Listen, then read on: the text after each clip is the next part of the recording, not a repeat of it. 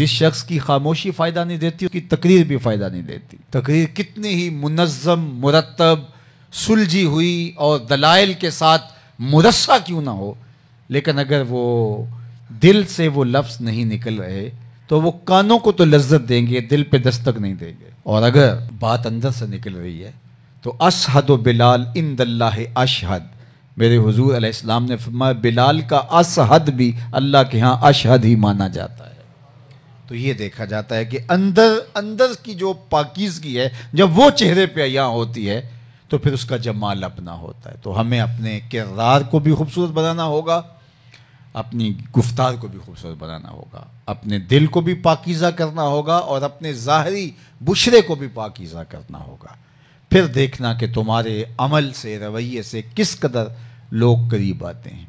امام محمد بن حسن الشیبانی بہت بڑے بزرگ گزرے ہیں اور امام اعظم ابو حنیفہ علیہ الرحمہ کے شاگرد تھے، بہت خوب روح اور تقوی کے بھی اونچے معیار پہ فائز المرام تھے.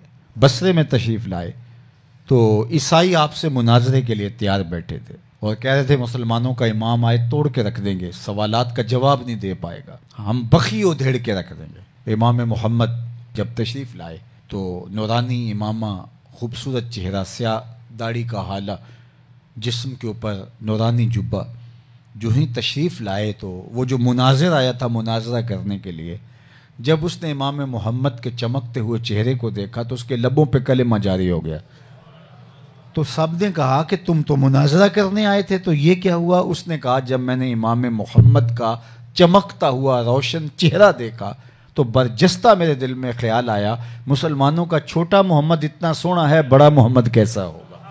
یہ شان ہے خدمت گاروں کی، سرکار کا عالم کیا ہوگا. تو یار ہم اتنے سونے ہو جائیں کہ ہمیں دیکھ کے لوگ مصطفیٰ پہ درود پڑھیں کہ جب یہ حضور کے غلام اس کردار کے مالک ہے تو آقا کی شان کیا ہوگی.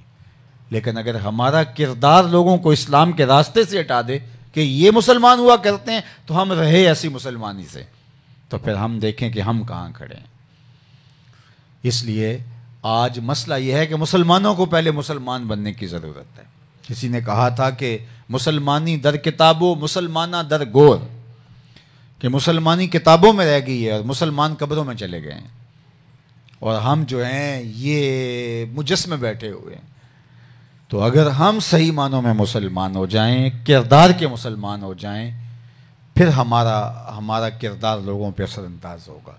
کبھی نہیں ہوتا، یہ کبھی نہیں ہوتا کہ آپ کے کردار میں جان ہو اور اس کا اثر نہ ہو، کبھی نہیں ہوتا. آپ اتر جائیں گے لوگوں کے دلوں کے اندر، آپ کی گفتگو اتر جائے گی. بہت بڑے عالم نہ صحیح آپ کے شکستہ ٹوٹے لفظ بھی دلوں پہ دستک دیں گے. باتیں کانوں سے نہیں ٹکرائیں گی، دل پہ جا کے ٹھہریں گی، رکیں گی دل کے اوپر. لیکن اس کے پیچھے آپ کا کردار ہو، جو آپ کہہ رہے ہیں آپ کے اپنے عمل کا حصہ ہو. ورنہ خوبصورت لفظ کانوں میں لطافت کا رس تو گولیں گے لیکن دل میں ترازو ہونے کا فن نہیں جانیں گے. تو بات جو دل میں اترتی ہے وہ دل سے نکلتی ہے. فارسی والے کہتے ہیں از دل خیزت بس دل ریزت. جو چیز دل سے نکلتی ہے وہ دل میں اترتی ہے. تو اس لیے ہمیں ضرورت ہے کہ ہم اس کو صاف کریں. جتنا زور اس کو صاف لگاتے ہیں کرنے کے، اس سے زیادہ زور اس کو صاف کرنے پہ لگائیں. یہ اس پر کوئی داغ رہ بھی گیا تو گزر ہو جائے گی. باہو علیہ رحمہ نے کہا تھا دل کالے نالوں منہ کالا چنگا، جے کو یہ رمز پچھانے ہو. اصل بات یہ ہے کہ یہ کالا نہیں ہونا چاہیے، اس میں میل نہیں رہنی چاہیے، اس میں صفائی ستھرائی آ جانی چاہیے. پھر ٹوٹے شکستہ لفظ بھی اثر انداز ہوتے ہیں اور دنیا بدلتی ہے. ایسے 90 لاکھ کافروں کو کلمہ توحید ہمارے بزرگوں نے نہیں پڑھایا، ان کے کردار کی چمک تھی. اور آج جتنی تقریریں ہو رہی ہیں اس زمانے میں تصور بھی نہیں کیا جا سکتا. ہمارے الیکٹرانک میڈیا پہ، ہمارے سوشل میڈیا پہ لائیو تقریریں، جلسے جتنے آج ہو رہے ہیں، ماضی میں تو اتنا کچھ نہیں تھا. لیکن آج صرف کانوں کا تلذذ، لذت ہے کانوں کی، بس اس سے آگے کچھ نہیں ہے. باتیں اندر اترتی نہیں ہیں کیونکہ اندر سے نکلتی نہیں ہیں. تو جب خون جگر سے ڈوب کے لفظ آئیں گے تو پھر وہ دل پر پیوست ہوں گے اور من میں اتریں گے. اندر کچھ ہوگا کہ جو ہے وہ اندر کچھ اتر رہا ہے. تو اللہ مجھے بھی توفیق دے، آپ کو بھی توفیق دے کہ ہم اپنے کردار کی طرف زیادہ زور دیں.